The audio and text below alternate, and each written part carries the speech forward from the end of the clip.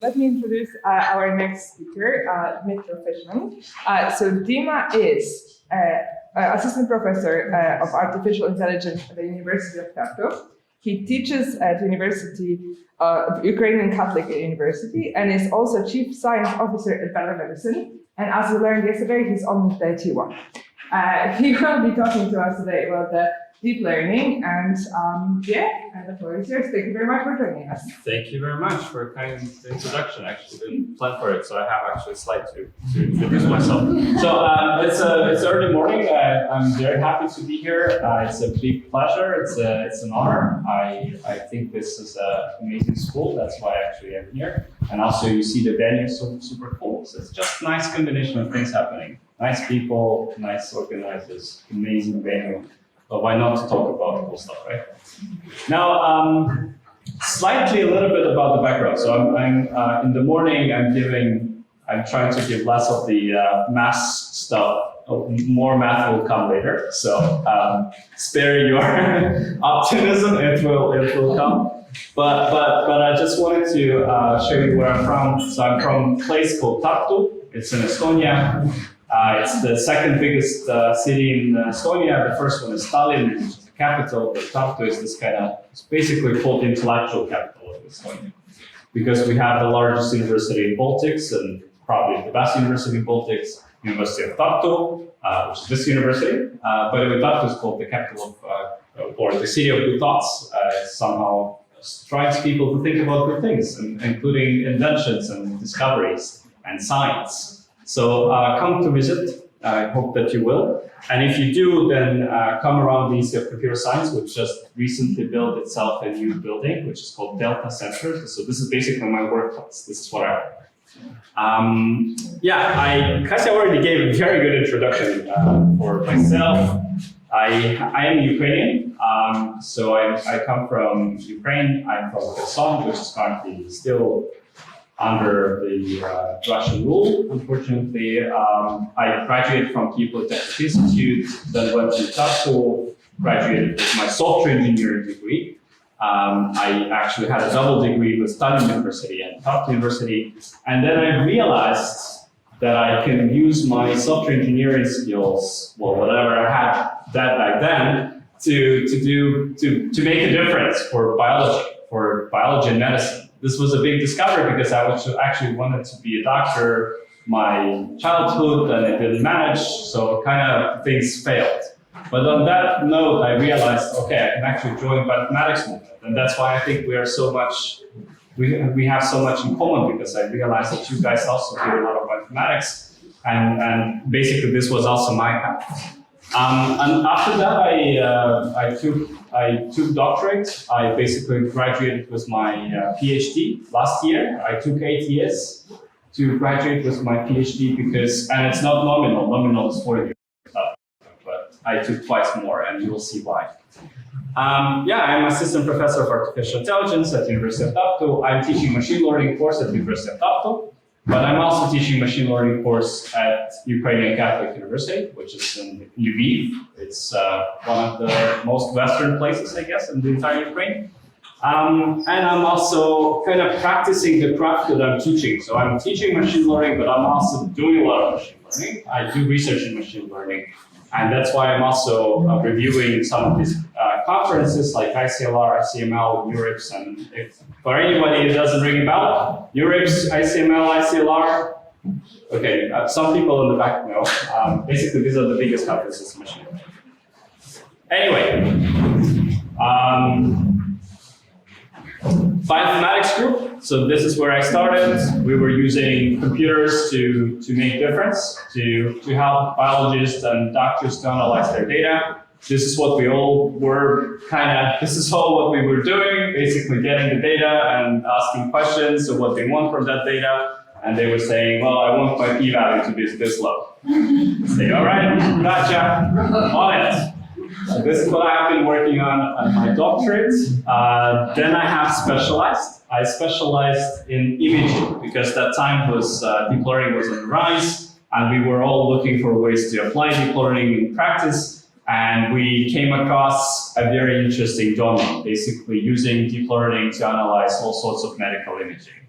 So now I'm a group leader at the University of Tartu. I'm leading biomedical computer vision lab. Basically a group of people analyzing images of cells, tissue, organs, and whatnot. So all sorts of things that are related to biology and medicine, helping making decisions and analyzing the data. These are basically the people, right? And finally, I realized that I really want to do something practical, meaning that it would actually entail life-changing capacities. So I would like to see my research changing lives. And that's how I became a co-founder of the company called Better Medicine. So we are actually aiming at building AI algorithms that help radiologists to find cancer. From this, currently we're using computer tomographies, but we could be using MRIs and X-rays and other things. The last fun fact about myself is that I have also been working in something completely non-related to bioinformatics, because at some point we, at the University of Tartu, we started negotiations with a company called Bolt. I think many of you have used Bolt. I took Bolt as a patriotic jest when I arrived here. So basically Bolt came from Estonia, and we have been in negotiations with Bolt to start autonomous driving research. So that was a time when everybody believed that maybe you can have this kind of end-to-end driving system that takes the camera images and produces the steering commands and the brake and acceleration commands. And yeah, so we have done at least 4 years by now, basically building a car. We bought the car by ourselves, and then we bought the sensors, we installed it, we trained some models. We saw how the models fail most of the time, and then basically we are still developing, and we are looking for ways to start the autonomous driving at full scale. By the way, if you have any questions, just stop me. So this was just a preamble, and now we're kind of getting to the topic. So I'm just trying not to overload you all with the deep learning stuff right away, just giving some kind of introduction. So why I have this example with autonomous driving is just to illustrate that by doing deep learning and machine learning for that sake, you can find yourself in next day doing something completely different, which is also still cool, but it's very different. For example, how I found myself building autonomous driving cars, because, well, they were looking for somebody with machine learning and deep learning experience, and here I was, right? I was looking at cells, but who cares, right? Cells, pedestrians, cars, bicycles. What's the difference anyway? And yeah, so basically, I think it's a very good time to learn this subject and to understand the subject and to practice machine learning and deep learning, because it's still pretty much not over. The rise is still there. With that in mind, I have the slide about 100 promising companies in AI.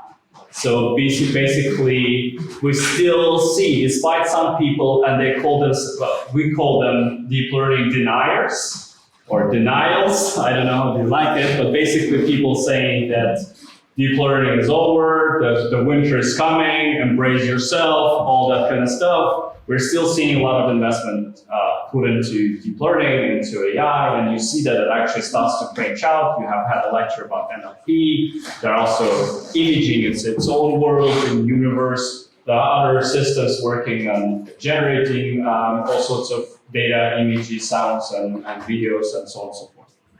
So there is still a lot of investment in the area, and not just investment, but there are real accomplishments. So if somebody asks you what this deep learning of yours have done to humanity, you can point them at this website, which is called Deep Index, which is basically listing the accomplishments that deep learning has put on the table. If there would be no deep learning, these things wouldn't be possible. And each one of these areas had some things that we are now capable of doing while we weren't before deep learning era, let's say. I have a couple of examples here just to illustrate what I mean by this. And one of the first ones, and probably the most kind of popular, I'm pretty sure you have heard about it, It's AlphaGo that transformed into AlphaZero that has first been developed to play Go. Now it can play all sorts of other games, including chess, shogi, and it plays it at a superhuman performance. And not only it plays it on a superhuman performance, it actually plays it better than the previous superhuman performance, which is kind of cool if you think about it. Another cool example, which is close to my heart, and it's close to my heart because one of my students is part of the team that built AlphaStar. So AlphaStar, it's another reason why it's close to my heart because I love StarCraft. So StarCraft, AlphaStar managed to beat some of the human professional players in StarCraft, which is, if you think about it, is pretty impressive. There's a lot of things you have to be kind of monitoring online while you play with these games, and it's done it pretty well. Something closer to all our hearts, I hope, is AlphaFolding, AlphaFold 2, basically predicting protein folding from amino acid sequences, which is used to be the holy grail. Now it's not that it's solved, but it, to some extent something that we think about in a different way. Something closer to my specialty is analyzing medical images, basically looking at something called diabetic retinopathy. Diabetic retinopathy is a disease that causes loss of the sight. So something like that. So normal people see the world like the picture on the left, the people with the diabetic retinopathy see the world as a picture on the right. And so the trick is you can diagnose this by looking at people's retina. So if you look at the normal retina, it would look something like that. And if you look at the diabetic retinopathy retina, it would look like this. And in principle, you can design an algorithm that can diagnose retinopathy in populations. And it's a big issue because many people with this disease, they live far away from trained ophthalmologists that can do this diagnosis. So if you are able to train an algorithm and detach it into far rural areas, you can actually prevent people from losing their sight. So this was one of the first examples of using AI in diagnostics. Well, there was one more big example of using AI to but diagnose melanomas, skin cancer. It was a big paper in Nature, and this was the second probably largest use case. More fun stuff. AI has helped us to talk to Mona Lisa. Why not? Having seen portrait faces moving like in Harry Potter movie, pretty cool. Something that AI has also been very good at is generating things. My students use AI and I say AI, I mean actually a lot of different architectures. So here I mean generative adversarial networks. So my students use generative adversarial networks to generate images of cells. But there are generative adversarial networks that generate images of faces. Now, the thing is, one of these faces is generated and the other one is real. And the quiz is which one is real. So look at this slide here and think for a second and tell me which one you think real. So who of you think that the man picture is real? All right? Who think that the girl face is real? And you guys are right. And you're in minority, see? And she's real. There is a trick how you guess that if you look at the background.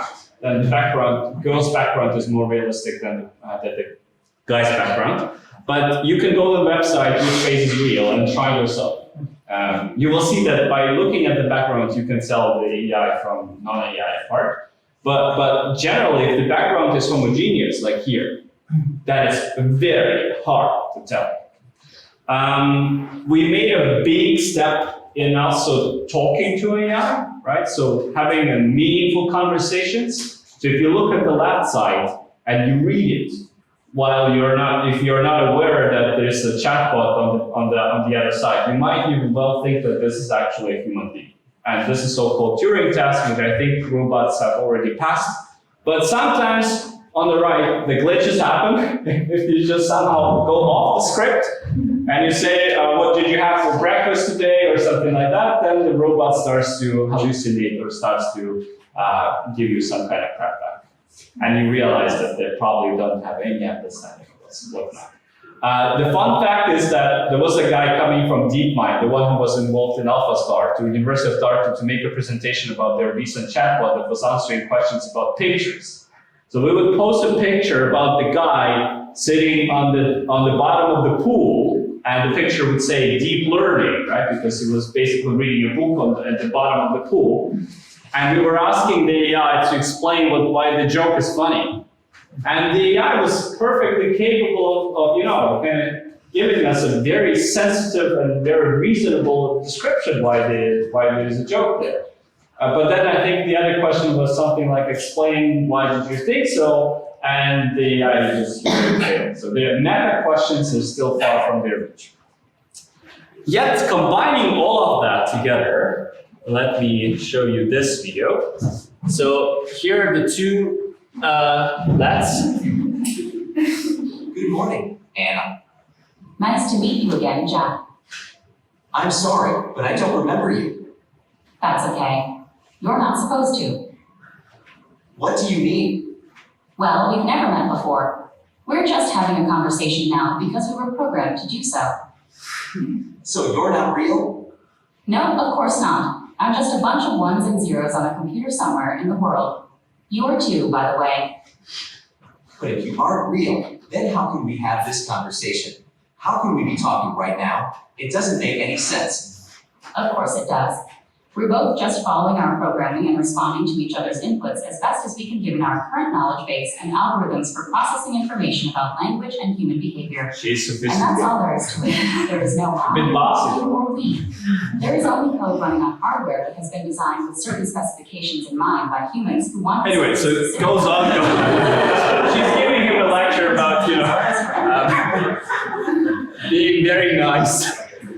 Anyway, so they are completely generated. So both of them are generated, and the conversation is generated. Basically, what happens is that you have one system that generates text, and it gives it as a prompt to another system. The other system reacts to that prompt, and then it gives it back to the first system. And also, there is a face generation and voice generation systems that are in place to generate the voices and the faces. And the final stroke was delivered by DALI, right? An engine and all the other systems are similar stable fusion systems that are currently out there, generating amazingly looking art. So artists nowadays are being looking behind their shoulder and seeing how far this gets until they out of jobs. Because this is a long story about taking jobs by AI and these kind of things, but now the artists start to feel worried. But the important thing is all these amazing things that I've just shown, they have one core idea behind it. They are all part of this kind of deep learning family, machine learning family. So they have kind of same principles on which they operate. So in principle, by understanding these principles, by understanding these core concepts, you yourself can build all the same systems in your field or in other fields, and basically up your choice. So basically the purpose of this lecture is to demystify AI, is to show you that it's doable, it's simple, you can do it, everybody can do it, and there's one currently there is one big main driver behind it. And once you get that, the rest of it is not that difficult. The rest of it is just playing Lego and putting layers on top of layers on top of layers on top of layers, and just making sure it doesn't break. And that's it. But the main principle is the same behind most of these systems. And that's what basically this lecture is about, and maybe the next one is going to be also about. Okay? Any questions so far? You shouldn't have any questions. It's all been just fun and fun and fun. But now I have questions. Machine learning is generally divided into 3 main families. What are these main core machine learning families? Sorry? Artificial intelligence, I could say, all right, so this is a good question. That's not a question, it's a comment. I would say that artificial intelligence is everything that is done in Keynote and PowerPoint, and machine learning is everything done in Python. So it's essentially the same things, but artificial intelligence sounds sexier. And by the way, you can just shout. Supervised, unsupervised, and deep learning. Supervised, unsupervised, and? Reinforcement learning. Who said that? Oh, now it's going to be fun. Well, I told you. All right, I didn't tell you, but my accuracy is proportional to the distance. And the further away you are, the least likely you are to get it. Can be right in your hands, but your neighbor is. So just be aware. So yeah, it's supervised learning, unsupervised learning, and reinforcement learning. Right. By the way, if you Google how RL works, you will know that why there are not so much RL lectures in the summer school and elsewhere. But now the question is, where is deep learning? Many of you said deep learning, but why I was not adding a deep learning bubble here on one of the as one of the core families? Why I was not adding it? Because deep learning is a principle that is used in all 3. You can actually have deep learning reinforcement learning models, you can have deep unsupervised learning models, you can have deep supervised learning models. So essentially, if you think about deep learning, then deep learning is somewhere here. It's an intersection of all of them. You have the same kind of concepts applying to all these different domains, right? Now, I am a big believer in explaining more difficult things, starting with very simple things. That's why we start looking at this 5-point example, which has 2 classes, blue and red. And now, basically, the idea is that I want to build a simple classifier that will tell me blue from red, right? Will differentiate blue from red. Now, I will focus on one point, basically saying this point has coordinates 5 and 5. And now what I'm going to do is I'm going to work with these coordinates. And one of the simplest things you can do with any 2 numbers is that you can put them together. You can just summarize them. So I take the first coordinate, which is 5, and I add it to the next coordinate, which is also 5, right? And I get 10. So what I've just done, I have taken these coordinate values at their face value. I just look at the coordinates and I added them up without changing them, right? Without introducing any sort of signal distortion. I just added them 1 as to 1.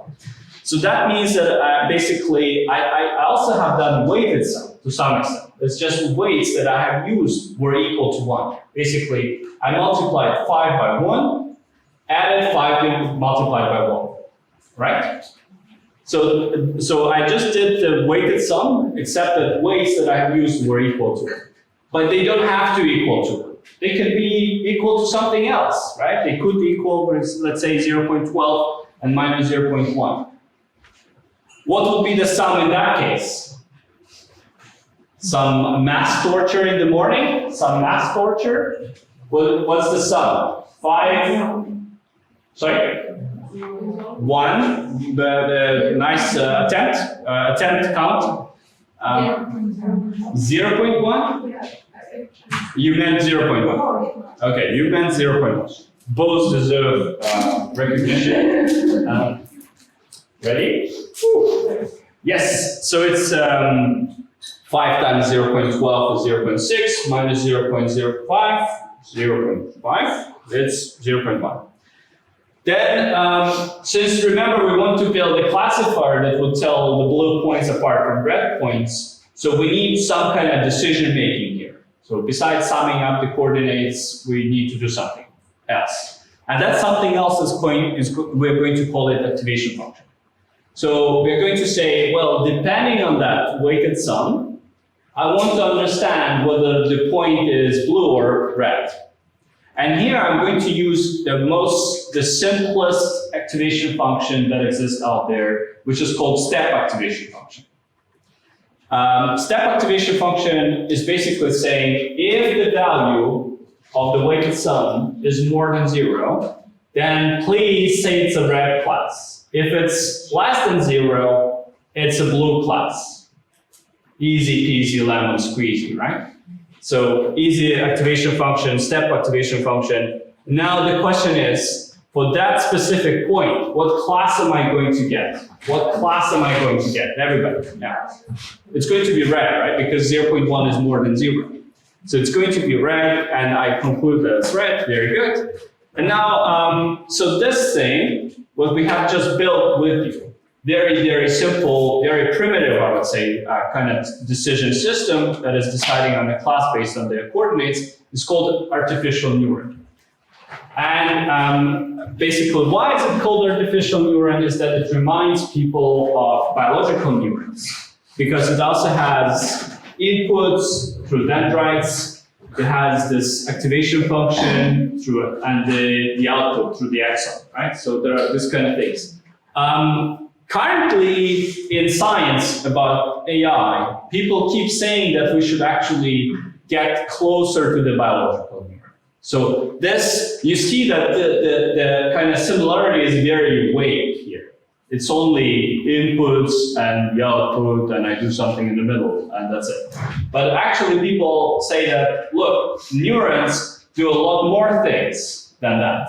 They have spikes. They sometimes lose the they lose the signal, and they have a special way how they're arranged in the brain. So actually, people say, look, we need to get closer to the biological neuron as close as we get. But currently, this is the analogy that people use, and that's why some people say, oh, this is exactly how it happens in the brain. But it's not really exactly how it happens in the brain. So this was the first point. Now we go into the second point, which has coordinates 2 and 4. What would be the sum? What would be the sum, everybody? So if I take 2 and 4 and multiply 2 by 0.12 and subtract, add 4 times, sorry? 0.2? 0.2? Yes. So 0.21, 0.22, Minus 0.16. minus 0.16, right? Yeah, exactly. Thank you very much. That is another candy flying your way. Nice.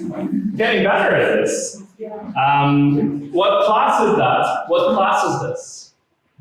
So I'm going to classify them to red and blue. Which one? What class? Red or blue? Just pick one. Red or blue? Blue? Okay, because it's less than 0. Good. One of my favorites. Right, so it's going to be blue. Now, what happens is that I'm going to put every possible point in my space of points into that kind of system. Please do. And that will kind of color my space into blue and red. So if I put all possible points into that kind of system, I will be able to color everything in my world into 2 colors. And the division between these worlds is called decision boundary. So the thing that is in between is called decision boundary. What do you see? What do you don't like from here and here? What do you don't like as a perfectionist? Look at the picture.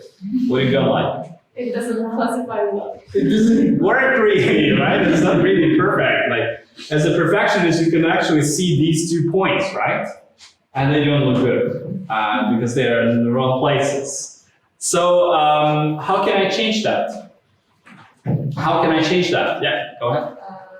Changing the weights or changing the step activation? Yeah, I can change the weights or activation function. So basically, I have to somehow influence the decision boundary, right? So I have to make the decision boundary go somewhere else. And the way to do it is to change the weights and or to change the activation function. So here in this case, changing weights will cause the decision boundary to rotate slightly, but it will not cause a major difference. So why is that the case? Does anyone know why the decision boundary will remain in line? We need another zero. Because the activation function is linear. There's nothing fancy about it. It's like, just sort of thing, deciding yes or no. So it's going to be linear.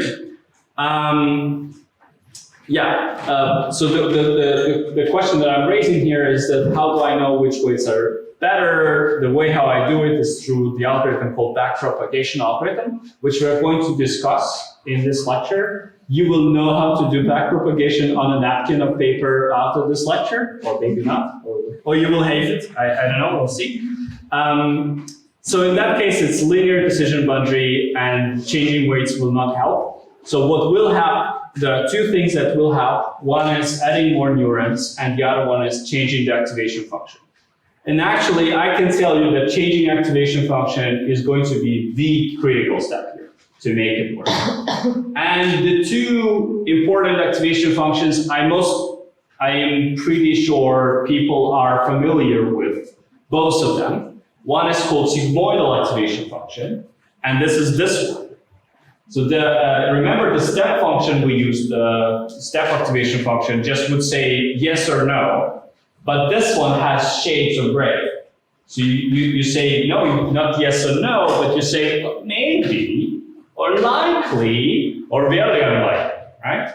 But you almost never say yes, or you almost never say no. You're being very just kind of politically correct to this to the decision.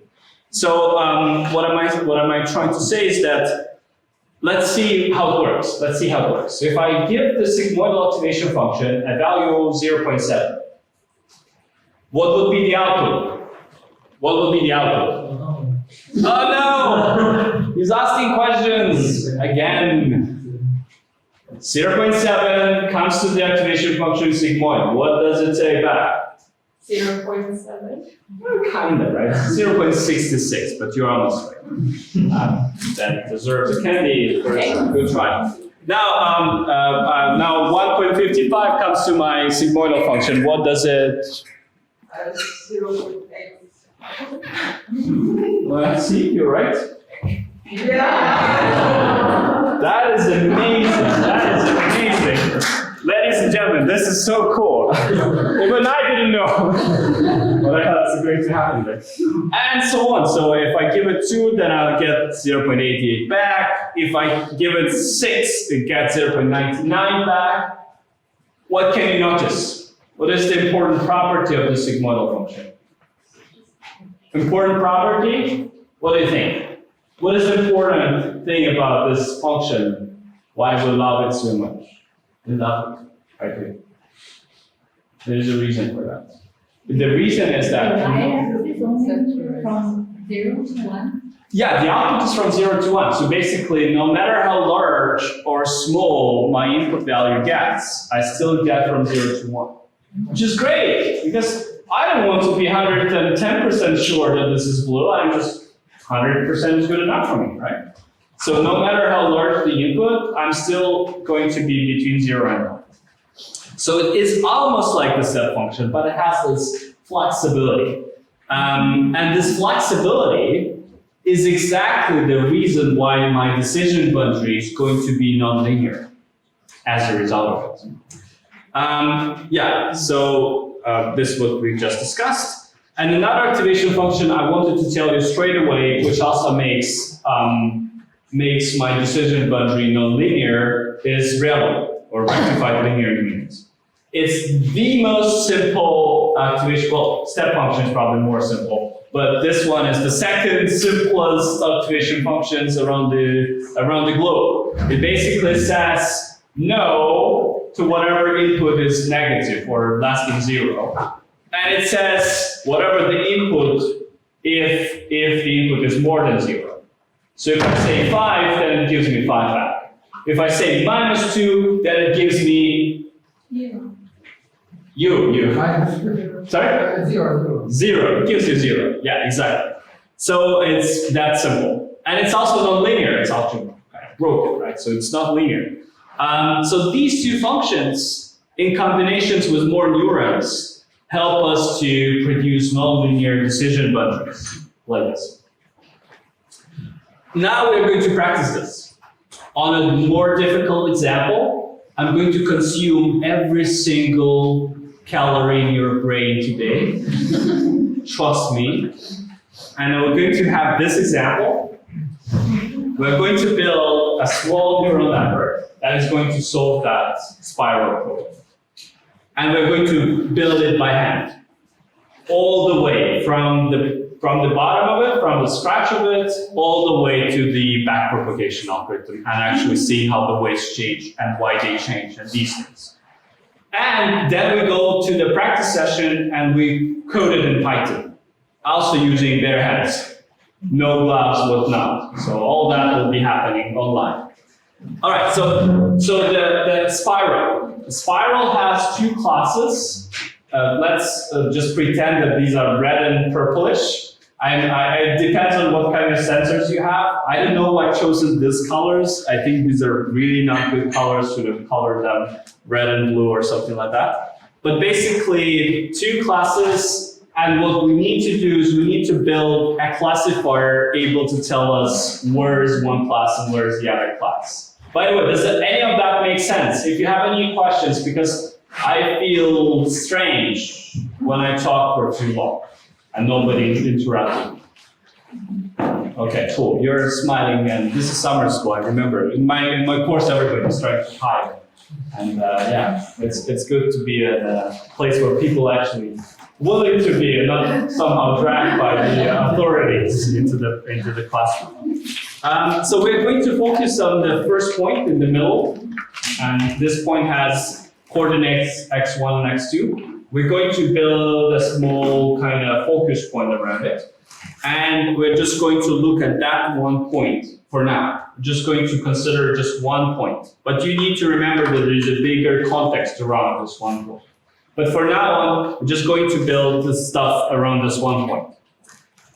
So what we start with, when we build this neural network stuff, we just take whatever the input data we have, and the input data we have are the coordinates, and there are two of them, right? There are two coordinates, and we build this neural network with the first layer matching the number of input coordinates we have. So this thing is called input layer, and it's basically a placeholder where you put the coordinates of each point. You basically say, now the first point, I take the first coordinate, second coordinate, and I install these in the right places. Now, so these kind of coordinates are being passed to the next layer, which is called a hidden layer. And a hidden layer, in my case, contains activation function. Which activation function my hidden layer contains? Sigmoid, right. It has sigmoidal activation function. And the output of that layer is connected to the output layer, to the final layer, which also has two neurons, and also each one of these neurons have sigmoidal activation function. So here's going to be the output layer. Now, this is the network that we're going to work with. It's very simple and it's arbitrary. Meaning I have built it for the sake of example. There's nobody in the world that works with that kind of network. You're not going to solve any sort of significant problems with that stuff. This is just to show you how the algorithm works. But we'll get back to this. So looking at the output layer, right? We have two neurons, and we also have two classes. Remember the purplish and the reddish, right? So the thing is, we go and assign responsibilities for every node in the output layer. We're saying, hey, the first neuron, you're going to be responsible for red class. We're calling on red class. Hey, the second neuron, you're going to be responsible for saying that this point is a blue class. And we hope that they, take it seriously, that they, take their job seriously.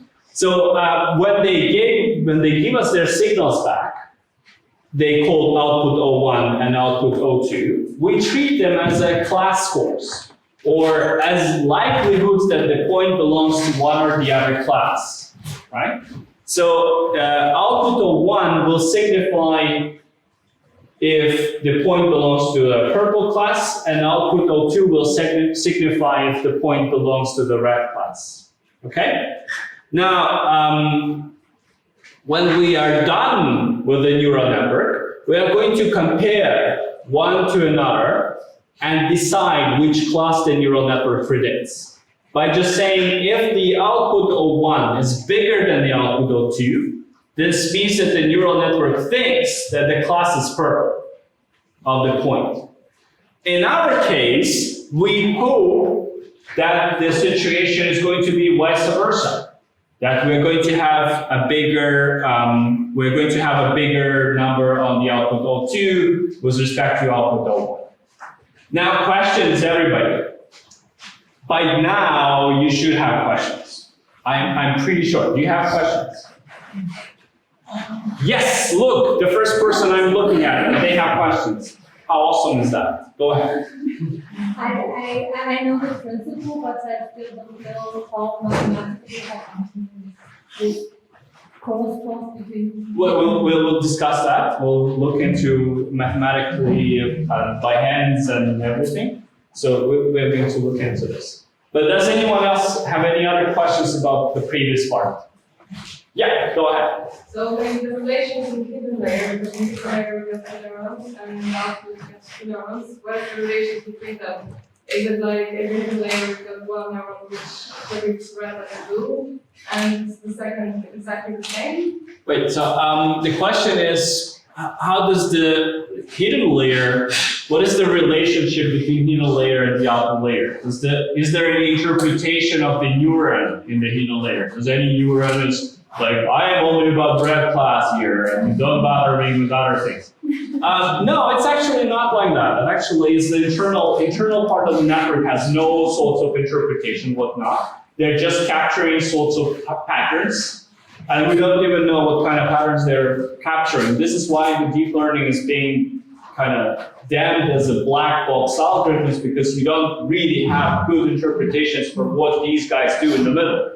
They can't be just smoking weed there and not doing anything useful. And they could be doing something useful at the same time. Yes, I have another question, maybe it's kind of stupid. Can the weights between the, for instance, one neuron of the hidden layer and the output, for instance, for the red class, can it be equal to 0 so that we kind of turn off the... Absolutely. By the way, everybody who starts with this could be a stupid question usually ends up asking very reasonably good questions. Absolutely, you're absolutely right. So these weights could be zerified, nullified, whatever you call it, in order to switch off the connection, because it could be unuseful, it could be damaging, it could be, it could be unreasonable. And we're going to look into ways how to do it. The weights that we have been discussing is exactly the way for a network internally have this kind of, there's this internal censorship that we all have. So for the network, there is also internal censorship. It could actually switch off some connections inside of it if it thinks that it doesn't help to solve the problem. But wait. I'm sorry, I have a debt to give. So why do we use the sigmoid function even in the middle layer? So is it reasonable to use it, not use it in the middle layer? Yeah. It's a good question. So why do we use sigmoidal function in the middle layer? In principle, I think currently almost everywhere you use Rebel, except for very certain circumstances. You use sigmoidal function. So guys, this is now a practical question, which is a bit out of the brackets of the lecture here. You use sigmoidal function not like I do here, like all over the place. You usually use sigmoidal function in very specific circumstances. And the circumstances is that you have a binary classification. You have just one neuron at the end of your neural network, which is doing binary classification, saying yes or no. Does the, let's say, does the patient have a cancer or no? And that one neuron is going to need sigmoidal function. That's the only major circumstances when we use sigmoidal functions these days in practice. Why I'm using sigmoidal functions just to, first of all, show you how to do it, and secondly, because I want to have really nonlinear decision boundaries. That's it. That's all there is to it. Mm-hmm. Now a new candy comes along. Missing sauce. Yeah, go ahead. So Arlo, so once you define the hidden layers, the weights associated with are fixed. Yes and no. We are going to initialize them. So what we've done right now is we fix the architecture. Ladies and gentlemen, what is an architecture? What am I saying? When am I saying architecture? What do I mean? What do I mean? Structure of the network, exactly. So we're fixing the architecture, but once we fix the architecture, we're going to go and initialize each one of the weights, okay? So we're going to do it in a second. So good. I will soon run out of things. Yeah, go ahead. Why do I have two output neurons instead of one, right? Because I can have one. This is just for the sake of example. But in practice, if you're dealing with binary classification, and we are dealing with binary classification because we have only two classes to decide between, we would be using one neuron with one sigmoidal function should be enough. I'm doing this just for the sake of blowing up a little bit the system, so to show you how the complexity can grow. No stupid questions. We didn't need hidden layers. Why do we need what are we doing? Why is there 15 hidden layers, for example? Yeah, so the question is, why the hell? Well, 15 is actually understatement. I can tell you there are hundreds and hundreds. So the reason why there are usually hidden layers is that we want to build hierarchy of features, of patterns. So what usually happens in this kind of neural networks is that the first layers are able to capture simple things, and we're going to talk about this tomorrow as well. Like simple patterns like horizontal lines, vertical lines, slopes, and so on and so forth. And then all the next layers are able to work with combinations of these patterns. If one neuron sees a horizontal line and gets very excited about it, it's like, woo, I see a horizontal line right there, guys. And the other neuron says, well, go ahead with your horizontal lines. I'm really interested in vertical lines. This is a vertical line right there. And then the neuron in the next layer listens to both of them. And some neurons go and say, wow, that's a corner. Amazing. That's so exciting. And then the neuron in the next layer says, hey, that's a square. That's so cool. And so on and so forth. So you are able to build increasingly more complex structures within your network the deeper you go. If you go deep enough, you'll see that they recognize faces, your face. They can go and say, hey, I recognize her. Or I recognize your pet. This is the dog I love. And so that's why there is this kind of hierarchical and long thing. It's more or less the same between all the different architectures that exist out there. You had a question, did you? Or you wanted to comment on the same thing? You were raising hand. Yeah, I was just because in this example, why we have two functions, right? Yeah. But just in this function, then I don't understand the classification into two groups. So well, What you're asking is that why still would have two neurons back with the... Yeah, I mean, it's so much to... Basically, it's an example, so just take it as a necessary pain, necessary evil, that's it. There's no other good reason for that. So I mean, I can apologize and say that, hey, this should have been much simpler, but this is just for the sake of example. All right, the last beast that I want to introduce into our deep learning zoo. So now we have seen different activation functions like ReLU and sigmoidal function, a step function, and we have seen neurons, we have seen weights. output neurons, and so on. And now the last beast into the zoo that we are going to add here is called biases, or bias terms. So they are called biases. And I think it's important to make a difference between the biases that you might have in the neural networks that are trained on jurisdictional information from the US from 50s. This is a different type of bias. And this is the different type of bias. So we're going to talk about the biases used inside the network to make them stronger and more robust and more powerful. And now, how exactly they help? What's the role of the bias in neural networks? Currently, almost all the networks we are using have biases in them, embedded. But we're not talking about them too often because there's something to take for granted. Like, yeah, they exist, but who cares? So just to kind of illustrate why the hell we have biases in the networks. Let's consider a very simple setup where you have this kind of very simple input connected to one neuron, which has sigmoidal function, which has this kind of weight W1.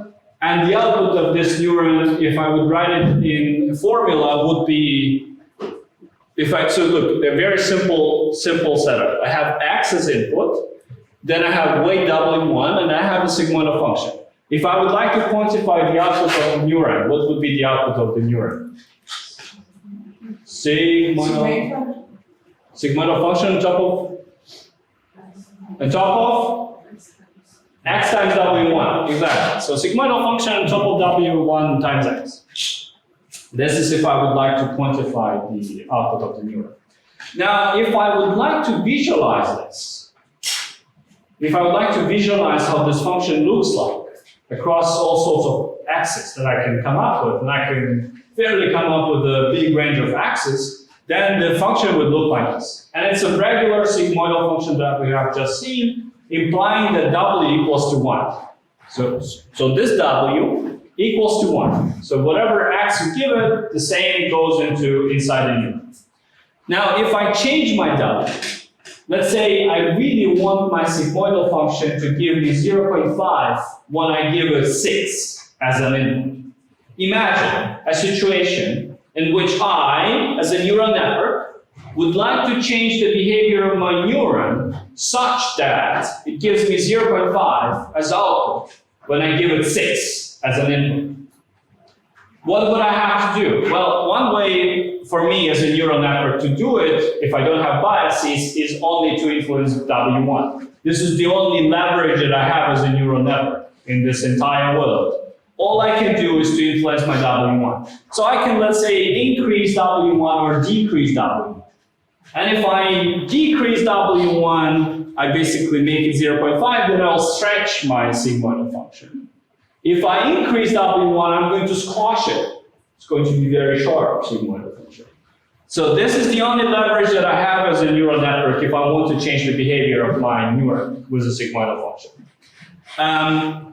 In case I have bias, though, so what bias does and how it works is that you have a separate term that is added up to W1 times X before you pass it on to the sigmoidal function. Okay, so before you calculate the sigmoidal function, you add the bias term on top of W1 times X. Now, if I plot this and if I make my, so if I keep my W1 fixed at 1, and I have bias term equal to 0, this is the function that I will have. Now, if I change my B, my bias, I make it bigger or smaller, then what happens to my sigmoidal function? What do you think happens to my sigmoidal function?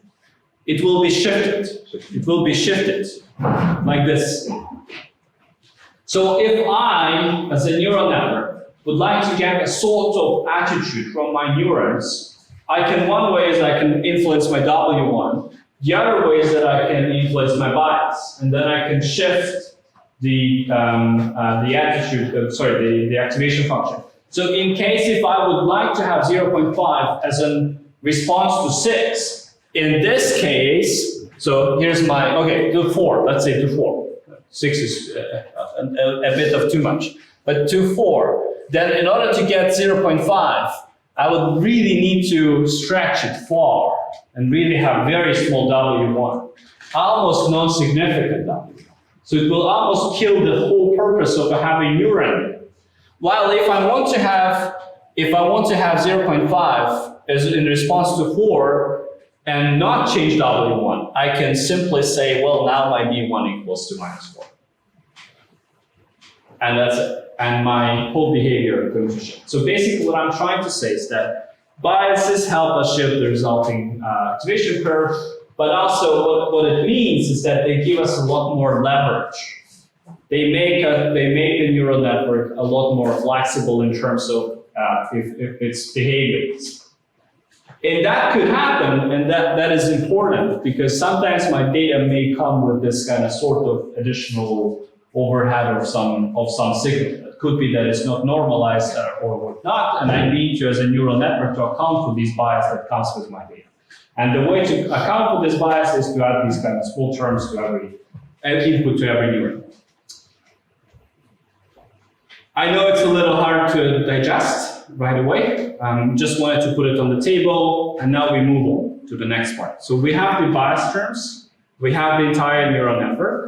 I again want to emphasize this specific architecture is completely arbitrary. I built it up myself, made it up, I faked it up. And what usually happens in practice, people like myself and you guys who do research in the field, you go and you know the problem you're dealing with. For example, I'm always dealing with the segmentation problem. Meaning segmentation problem is when you have an image and you have to produce the same image back, except it's binarized. And I want to know where my cells are. So I would like to have these pixels that belong to cells saying yes, and all the rest no. So that is what segmentation is meant for. And I have fixed architectures that do exactly this, and they're called UNAT type of architectures. And I'm going to, like, this kind of imaginary market of architectures that exist out there, like researchers like myself and you guys put out to the GitHubs. I go and I search for the best segmentation network that exists out there. I just download it, I run it, and here I have it, right? I'm usually not building neural networks from scratch myself. And I don't think that many people do, unless they have, this is a pet program, or they want to just have fun. So this is how it usually happens. Here we do it just for the sake of example.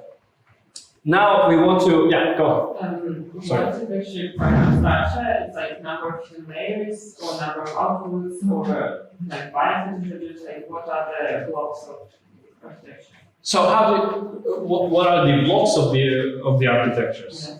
Well, it actually very much depends on the problem you're dealing with. For example, if you ask me as an image processing person, then I'll tell you that, well, my like the architectures that I'm usually working with, they usually contain this kind of convolutional blocks that have several convolutions, and then you have activation function, then you have batch norm, and then you have max pooling and whatnot.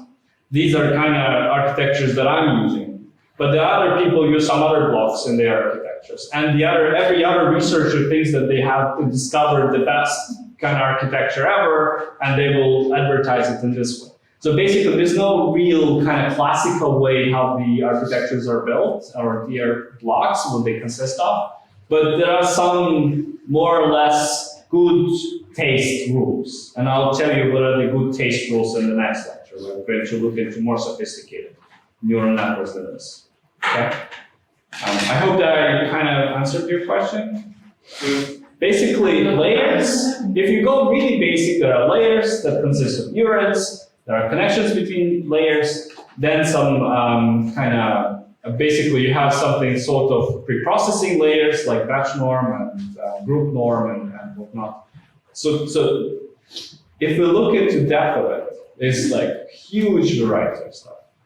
Basic units are layers and weights between the layers, that's it. Okay, any other questions here? I throw you at the end. Holy moly. Nice. Other questions? Wake yourself up. I know that this could be a little bit daunting. How those three differ, for example? How those three those existing ones? Oh, how these three differ? Yeah. So good. So ResNet, the first network, is the residual network that is usually meant for classification stuff. It's actually was built for the image classification problems. So you give it an image, it has a flattening layer, then it goes through the sequence of convolutional layers. I think it comes in multiple flavors. So we have actually like different versions of the same architecture. You can have it deeper, you can have it more shallower. And then what happens is that at the end, the most important thing is that you have residual connections.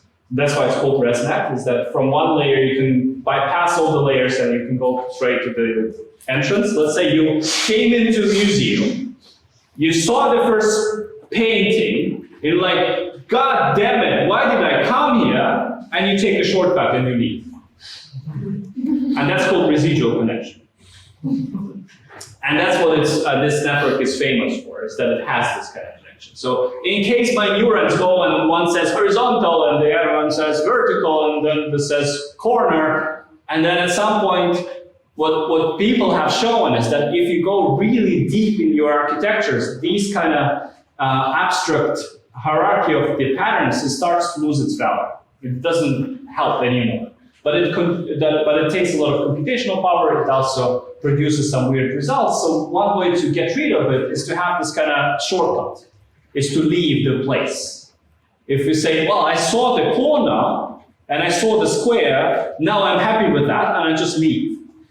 While you can continue through the myriads of other layers, so you will have some kind of UFO face at some point, but then you weren't really looking for that.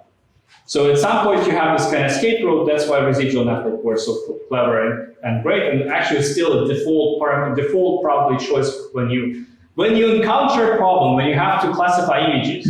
That's the default choice. It's simple, fast, and relatively efficient. So basically, this is the type of things that usually people do.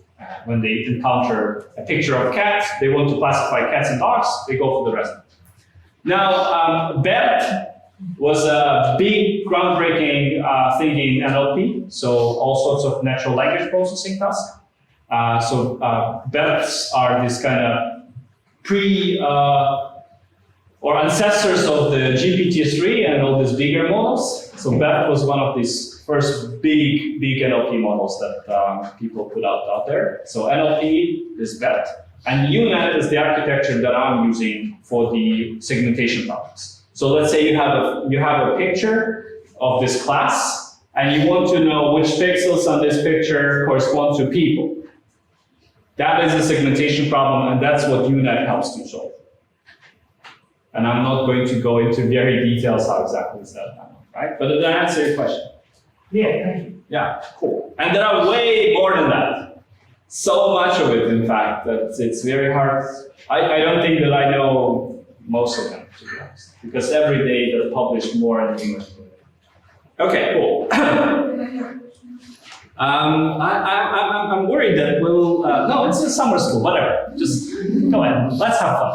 So if we want to use some of these existing networks to our data, should we somehow change our data so it fits the? Sometimes you might. For example, if you're in sequencing world, let's say. At some point, we used to do an interesting trick with sequencing. So you have your DNA sequencing. For example, you work with some kind of transcription factor binding site prediction, whatever. You butcher the sequences into shorter threads, and then what happens is that we turn these into matrices. One coded matrix is basically saying what's the nucleotide that I'm working with right now on this base pair. And these matrices would turn into pictures. Black and white pictures. You have white at the place which says this is the nucleotide A, and you have black elsewhere. And that's for every base pair.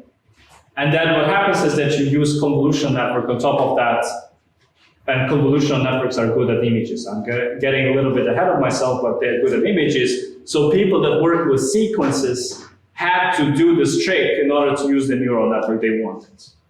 So sometimes you do transform your data to fit the neural network input. But sometimes it's okay to use it straight away. If you, let's say, use images like myself, then it's okay not to change the input format, not even a single bit. it's also the case of architecture. Yeah. It also depends very much on the architecture. So it could be is a good case to transform, like, you know, we have some information and it transform like, you know, image format. And sometimes you need to transform. Sometimes you need to transform non-imaging data to imaging data because most of the best known architectures work very well with images. But now also this with the stable diffusion, you can have maybe also just a sequence. So that depends on the architecture, depends on the data you work with. Sometimes you might need to transform it, sometimes you don't. Sorry for the vague answers, but sometimes these are the only answers. Did I get anywhere close to what you wanted to know? Yes, but also some further question. Need the size of the data be at the one way with the network table? It again depends on the architecture. If you work with ConvNets, yes. If you work with sequencing models, no. It depends on the architecture. It depends, really. Could be that sometimes even for the ConvNets you don't have to worry about this because you can either scale it or you can change the first layer and it should be fine. I'm moving on, ladies and gentlemen. I'm moving on. I know that I have to finish at 12:45, and we need to have a break at some point as well. So, by the way, I don't have any idea when is the break. So, just at some point when you feel like your brains are going to dissolve, just let me know, and we just stop there. Somebody was already saying, you were saying, a person here, that how about the weights, right? So, how about the weights?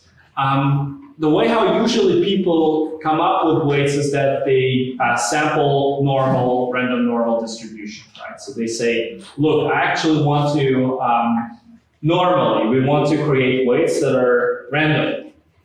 Why do you think we want to create random weights? Why we are not, let's say, initializing all the weights as 0, for example, or 1, or 5, or not? Why do you think random is important?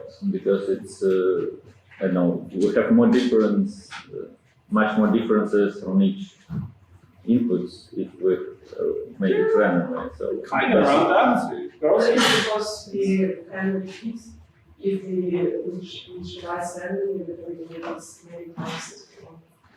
Oh, you can do it many. What do you mean by with once? Yeah, I think it's like optimization. So it will be faster for optimization. So if you initialize all the weights equally, what happens is that it's very hard to understand. Well, it's much harder to understand where the problem resides. It will all depend on your inputs. But actually, you want to have some sort of idea of which kind of neurons. So you start randomly assigning roles for neurons and weights so that you would be able to start kind of building the character in each of the weights and each of the neurons so that they would start to differentiate, like stem cells. They would start to differentiate into functions, right? One neuron would be responsible for horizontal lines, the other one for vertical lines. If you start with all equal, then it will be much harder to do this differentiation. It will still happen eventually, but it will take a lot more time. So we are usually steering clear of initializing equally all the weights, and we usually use random distribution and not very big weights to keep it on a low ground. So it would be still computationally feasible. Let's put it this way. So we basically came up with some kind of weights. Random weights, we initialize the number. Now, let's calculate the class scores. So we have been talking a lot about how do you build the architecture and that this architecture is not good enough, fake, and 2 neurons at the end, and why did you have that, and all sorts of things, how do you initialize and what are the weights. And now it's the time to actually use it. Now that we have suffered through it, we now have an architecture with the weights, now let's use it. So how are we going to use it? We need to have input data, right? And the input data are the coordinates of our point. And these are 0.05 and 0.1. And these will be the initialized, basically the values for the input layer. Now, what we're going to do is we're going to compute something called feed-forward path. feed-forward pass is when you give the neural network the input, and then you calculate all the outputs at every layer that it has. So in here, yeah, by the way, weights. One important function of weights is that they either magnify the input or they decrease the value of the input. They are the gates. They either decide, so the weight is the gate. It basically either decides to ignore the input completely and say 0. I don't want to listen to that input. It's not useful input at all. Or it decides to magnify. If it thinks that it's very, very important input, it decides to open the gate and really flood it in with all it has, right? So these are the main function of the weights. By shrinking and increasing the weights, the neural network changes the way how it treats its inputs. So now we have these random weights. These are not great weights, these are just random weights. And we're going to calculate how much of every signal coming to the input of the first layer. So we want to understand how much of every coordinate is being propagated. It's called feed-forward pass. It propagates it forward to the first neuron and the second neuron. So now can you tell me, how do I calculate the input of the first neuron in the hidden layer? How much of a signal from both coordinates come in as an input to the first neuron in the hidden layer? We multiply with the weights, right, like we used to do. So what would be the approach? What would be the approach? Ladies and gentlemen, how much of every coordinate, 1 and 2, do I get in the first? Sorry? I see people with the background, they know it in advance and they jump a little bit ahead of themselves. Yes, but we'll come to that. But now we are just going to be kind of like this, basically. Oh, I'm this multiplied by that, and then this by that, then plus this. Go ahead, just say it. Yeah. 0.05 times 0.15 plus 0.1 times 0.2. Plus B. Plus B. Plus B. Exactly. You're absolutely right. And that will be equal to 0.38. And that is the input on the first neuron in the hidden layer. Questions? I have a intuition.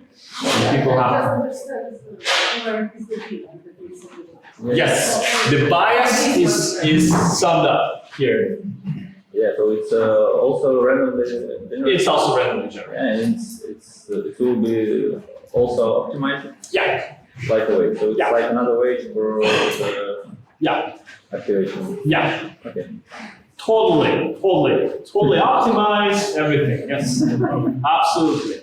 All right. So this is 0.38. Now what happens, ladies and gentlemen? What happens now? I got my input. What happens? What my neuron does? Do it, and then what happens inside of it? What happens inside of it? You get some value of function. Wait, what? You get the value of function. Which function? Sigmoid. Sigmoid function happens to it, right? So we give 0.38 to sigmoidal function. Please, dear slides, give the value to the sigmoidal function. Here's the reminder. How much would be the value? 0.59. Oh, sorry. Yeah, 59. Yes, absolutely. That's the output of a first neuron in a hidden layer. Now we do exactly the same thing for the other neuron in the hidden layer. And the formula is? The second layer is 0.05 times 0.25, I guess. Plus 0.1 times 0.3 and plus 0.5. Almost an ancient painting. That would be very despicable. Anyway, 0.39. And now you can correct yourself. What would be the sigmoidal function of that? 0.58. You said 0.58 to the previous, which was 0.38. You didn't learn. 0.6 now. Anyway, yeah. So now we are recalling that we have another half of the neural network right here. And we are calculating the same way we are calculating the input of the output neuron one and the other, right? So we do the same thing. It's easy peasy. If you understood how the, question? If they are all from the normal distribution, the way where it's the distribution of the output will be also going to normal, like if we have more. Yes. layers. Yes. If I will do it. Yeah, correct. Am I? No. Is everything broken now? I should go. Yeah, you're right. This sigmoidal function also transforms that. There's also input that is not normal, but yeah, that's not fully right. So the input of the output neuron is going to be pretty much the same way calculated, the way we calculated the inputs of the hidden layer, right? Basically, but the only difference now is that we're not using the coordinates, the original coordinates. We're now using the outputs of the hidden layer as the kind of inputs to the final layer. So that would be like this. And if we calculate it, then the input of the output neuron 1 is going to be 1.1. Then again, sigmoidal function, beloved already, I hope. And that would be basically 0.75. The same happens for the second number, and it could be 0.77. Now, as someone here, someone here said it to us that, hey guys, why are you doing this crap? Nobody does that in practice. Well, actually, nobody does even the next thing in practice either, but the next thing is closer to practice as much as it's possible. Basically, nobody does this kind of asking questions of what is W1 and what is W2 and multiply to that and then you add a bias. Nobody does that. But normally, how it's implemented in Python and any other language and framework that you're using is it's done through matrix multiplication. So now we turn that into matrices. And we're going to work with matrices in Python because I'm going to ask you that question, why are we using matrices? Basically, our input is a vector of two values, x1 and x2. Now, one question here, what if I have many points? Remember the spiral? Where that going to be? So it should be. I was standing in this dramatic pose and actually closing your view on this. I'm so sorry. Doing some stupid things. Yeah, you'll have a lot of rows, right? You'll have just n rows there, and you'll have basically n times 2. Cool. Now, W suddenly, in that specific use case, turns into a matrix 2 by 2. Why is it 2 by 2? Why is it 2 by 2? Because there are two neurons connected to two neurons, you have 2 by 2 basically. Okay, and then you have biases. How many biases? What is going to be the shape of the biases? It's a vector. It's going to be a vector of size 2 basically. There are two values. And then I'll have sigmoidal function, right? So the sigmoidal function is not the matrix. It's an operation that I do on top of the result of the matrix multiplication and then summation with biases and whatnot, right? And then happens sigmoidal function. So it's not a matrix by itself. It's an operation that I perform on top of the matrix. Now now that you've seen the first W, what is the size of the next W? Yes. The same as the first one. The same as the first one, you're right. I was pointing and looking at a different person that said something. It's totally fine. It's totally fine. Now, the Asian pictures, that's Look, I learned. There's some kind of learning happening. My neurons back propagate and I'm getting the feedback. Now, the biases are the same, being the same shape. Then I have a gain sigmoidal function, and then I have the output layer. Ta-da! Right. So this is how it will be done in Python, not in this kind of point-wise manner, but this kind of matrix-wise manner. There are two questions. The first question is why? Because with GPU and GPU is good at matrix operations. GPUs are good at matrix and the matrix operations. So if you multiply matrices, the algorithm for multiplying matrices is going to be quicker than just going through the for loops. That is the one reason. This is actually the only reason why this is done. This way, it's also easier code-wise to see the whole thing written. You can essentially write the entire neural network feed-forward pass in just one line, and easy peasy. Now, has any one of you heard about TensorFlow? Who has heard about TensorFlow? Okay, that's a very popular framework. Now, do you know why it's called TensorFlow? Tensors. So now the question is, what is a tensor? What is tensor? What is tensor? What dimensional matrix? Array, it's basically an array. Some kind Matrix of matrices. Sorry? It's a matrix of matrices. Almost. Basically, one-dimensional thing you call vector, two-dimensional thing you call matrix. Everything beyond that, three-dimensional, four-dimensional, and so on, called tensor. And these things are very often tensors. And you see they start from here and they flow in till the end, right? So that's why it's called TensorFlow, because the tensors flow, and that's it. Yeah, we're absolutely right. Those people who were shouting, you're absolutely right. So that's why it's called TensorFlow.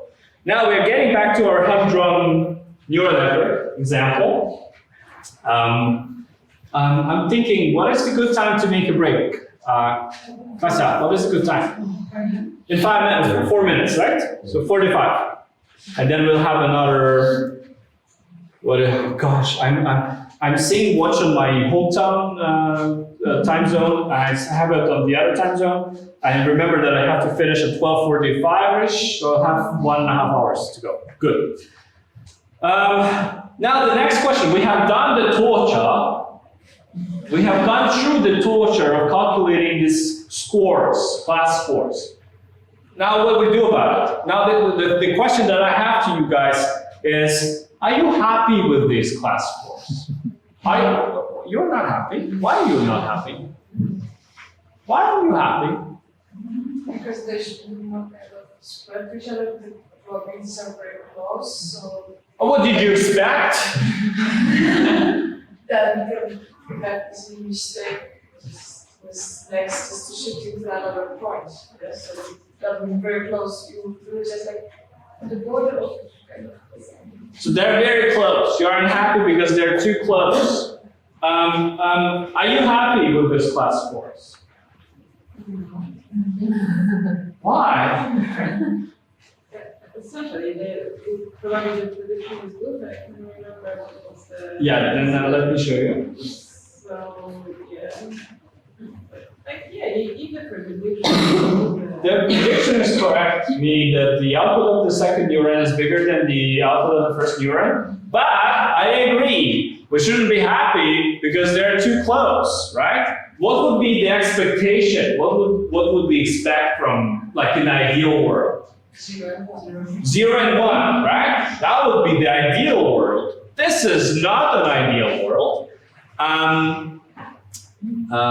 Yeah, so the expectations are 0 and 1. So 0 here and 1 here, but they are not what we expected.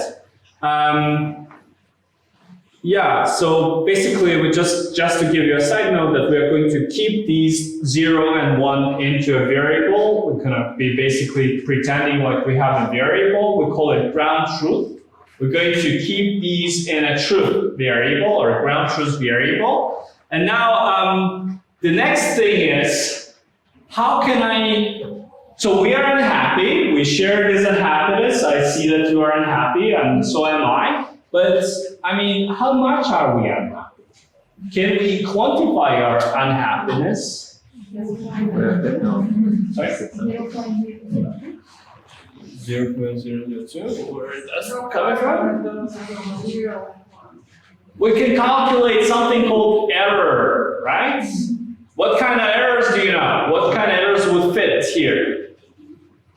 What kind of errors would we be able to calculate? And what kind of errors do you know? Mean squared error, great. Well, let's stop here. You can have MIE and you can have all sorts of other error functions, but let's stop at MSE. MSE, mean squared error, right? So if I want to calculate my total error on this neural network, I will have to sum up. What am I going to sum up? Yeah. The differences between what you found and what you were expecting to find, and yeah, take the difference and take it to square. Exactly. But there are two sources of error in this system, right?